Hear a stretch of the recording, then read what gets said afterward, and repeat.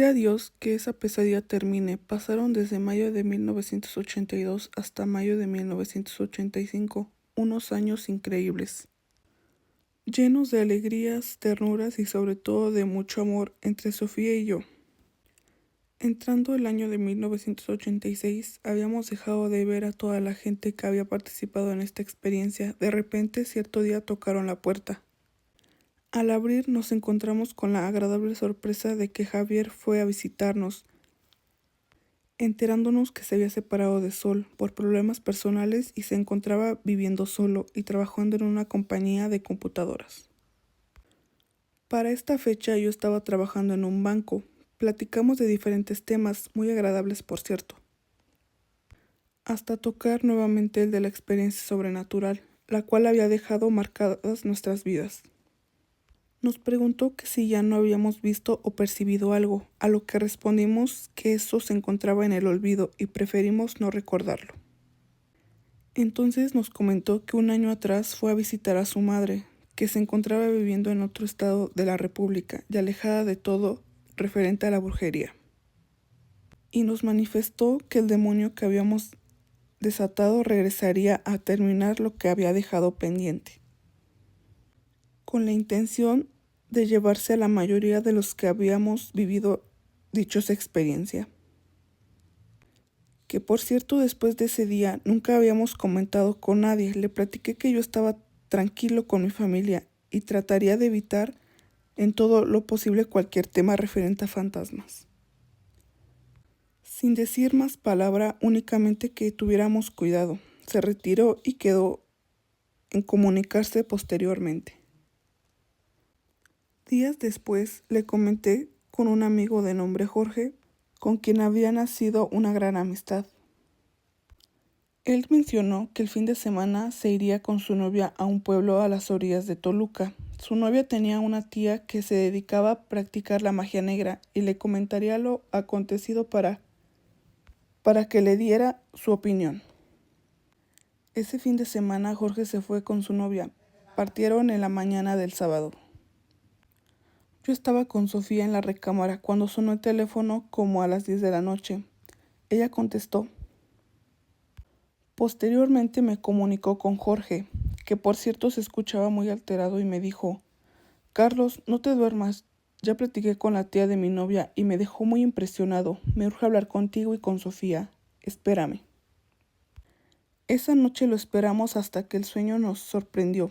A la mañana siguiente me comuniqué con él, pues tenía la curiosidad de preguntarle qué había pasado. Al contestarme su mamá le pedí que le hablara y al momento me di cuenta por su tono de voz que estaba muy triste y me dijo, perdóname, Carlos, pero Jorge ya no te puede contestar ya que anoche se mató a 2 calles de tu casa. La noticia me impresionó tanto que preferí colgar sin decir palabra. Sofía y yo preferimos tomar esto como una casualidad y no como una advertencia. Sin embargo, por curiosidad, me comuniqué con Javier para preguntarle cuándo regresaría el famoso demonio.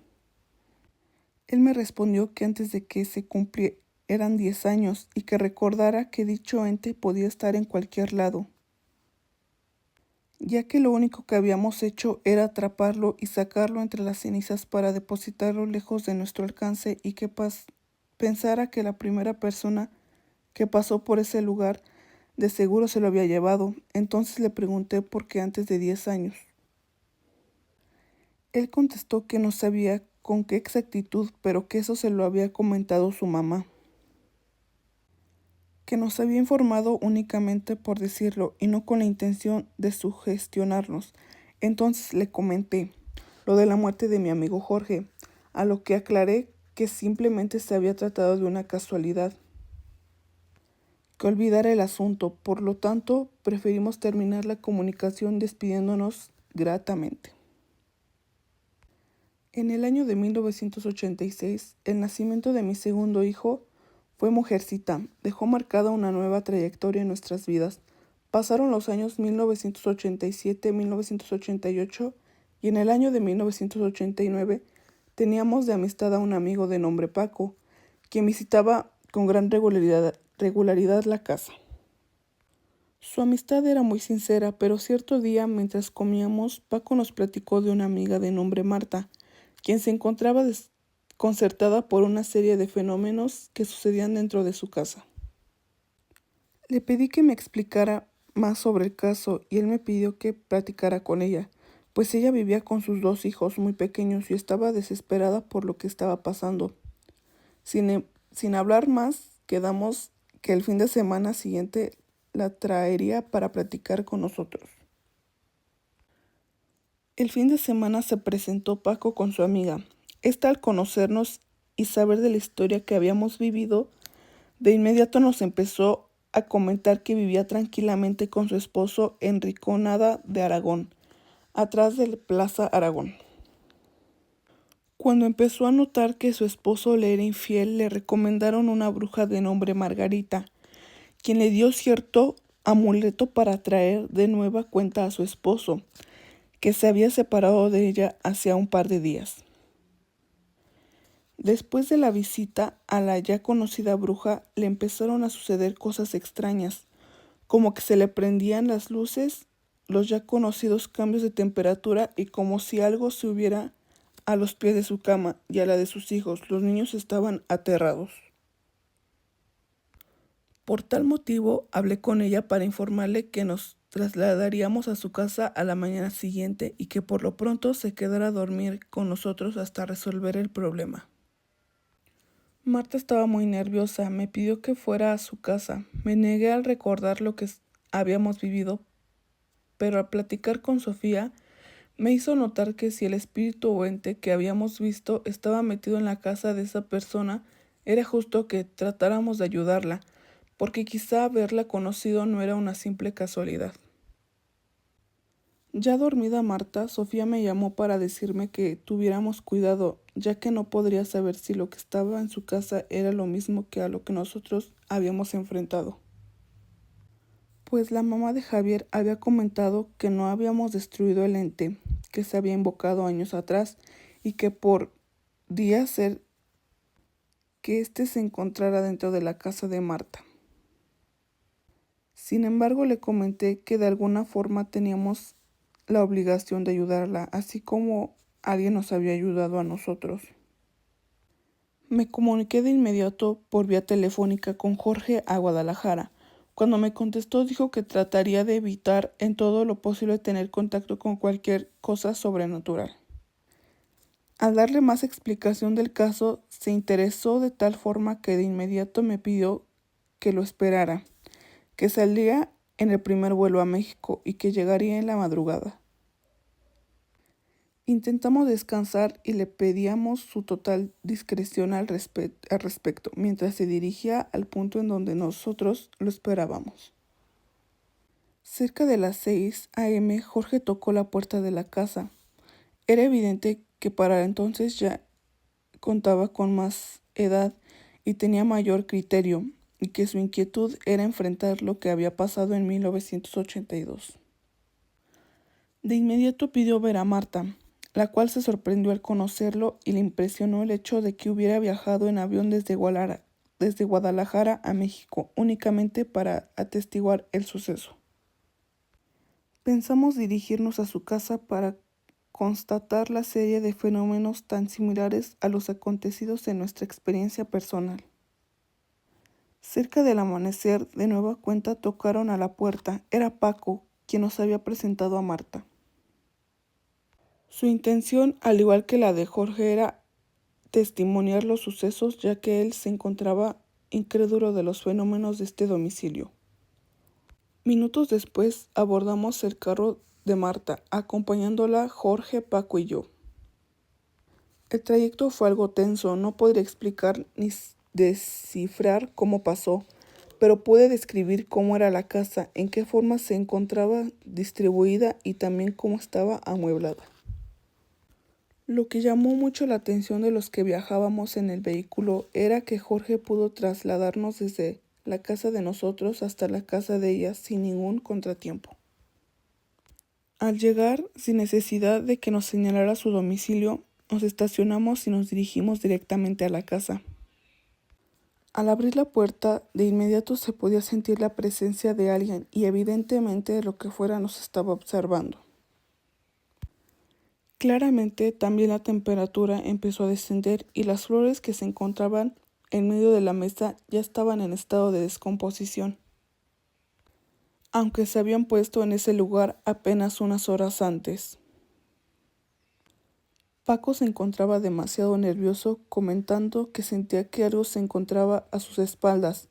Cuando notamos que este y Marta se ponían cada vez más tensos, preferimos retirarnos para regresar horas más tarde y así tratar de no correr ningún riesgo. De regreso a mi casa, le pedimos a Marta que comprara las venas de chile a la lumbre y cortaríamos tela de su ropa y de la de sus hijos. Así como también tendría que comprar el anafre para poder llevar a cabo la cura que habíamos hecho nosotros años atrás. Ella de inmediato se dirigió a comprar todo y lo trajo rápidamente. Al ver que se nos hacía tarde y para no arriesgarnos a tener algún percance, preferimos quedarnos a dormir en la casa esa noche, sin tener ninguna novedad. Con la finalidad de evitar faltar a nuestros trabajos al siguiente día, salimos del domicilio al cuarto para las 6 de la mañana y procuramos estar en casa de Marta después de las 6 para ya casi amanecer. A nuestra llegada todo parecía estar en orden y prendimos el anafre. Paco, ya que era escéptico a estos fenómenos, quiso entrar con el anafre junto con Jorge, que iría leyendo la Biblia. Cuando entraron en el domicilio de Marta y yo preferimos quedarnos afuera. Así pudimos darnos cuenta cómo las luces empezaban a parpadear profundamente, al grado de reventar los focos de la sala. Luego los vidrios de las ventanas empezaron a vibrar. Se fue la luz en toda la unidad, pero sorprendentemente en casa de Marta permanecían encendidas hasta que Jorge y Paco salieron. Marta se encontraba abrazada a mí con gran pánico y terror. Jorge nos hizo reaccionar a lo acontecido. En esos momentos optamos por retirarnos de ahí. Paco estaba pálido sin poder decir palabra alguna y emprendimos la huida, ya que lo único que queríamos era estar lo más lejos posible del lugar. Al entrar al auto se escuchó y vimos claramente cómo los vidrios de las ventanas se reventaban, como si algo o alguien saliera con gran furia de la casa. Paco gritaba desesperado: «No puede ser, no puede ser». Marta se encontraba sorprendida. Me pidió echar a andar el auto. Lo intenté, pero no quiso arrancar. Entonces Jorge le dijo a Paco que bajara para que rociara agua bendita en el cofre.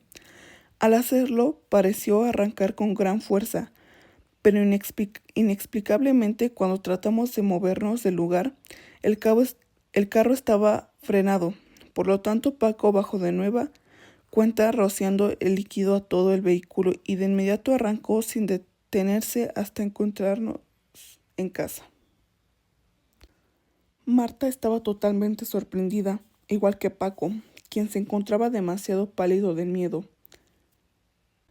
Hasta entonces nos empezó a comentar junto con Jorge que dentro de la casa, al ir pasando el anafre por ciertos lugares de la misma, la lumbre se levantaba a gran altura y el anafre se zangoloteaba fuertemente, tanto que estuvo a punto de aventarlo lejos de él. Era impresionante, nunca pensé que esto pudiera suceder, que realmente pudiera existir lo sobrenatural. Jorge, por su parte, comentaba que la Biblia le temblaba fuertemente en las manos, tanto que tuvo que sujetarla para evitar que se le cayera. Marta estaba desconcertada y Sofía trataba de calmarla mientras ella comentaba lo que había visto. Recordando Sofía que en nuestra experiencia se había encontrado involucrada la famosa bruja de nombre Margarita. Pedimos a Marta que nos condujera al domicilio de esta, con el fin de interrogarla y descubrir la verdad de todo. Después de habernos aseado y tranquilizado, Paco definitivamente se negó a acompañarnos, retirándose a su casa sin más. Sofía, Marta, Jorge y yo nos dirigimos a la casa de la bruja. El trayecto fue un poco complicado, ya que ésta se encontraba atrás de la Plaza Garibaldi. Al llegar a su domicilio nos encontramos que habitaba dentro de una vecindad casi abandonada y en ruinas. Al entrar se podía percibir un fuerte olor a humedad y claramente se expandía entre las paredes de este lugar. Ya frente a la puerta de la casa tocamos varias veces sin tener resultados. La inquietud que teníamos era conocer físicamente a la persona que de alguna manera había dejado huella en nuestra mente con tan dramática experiencia.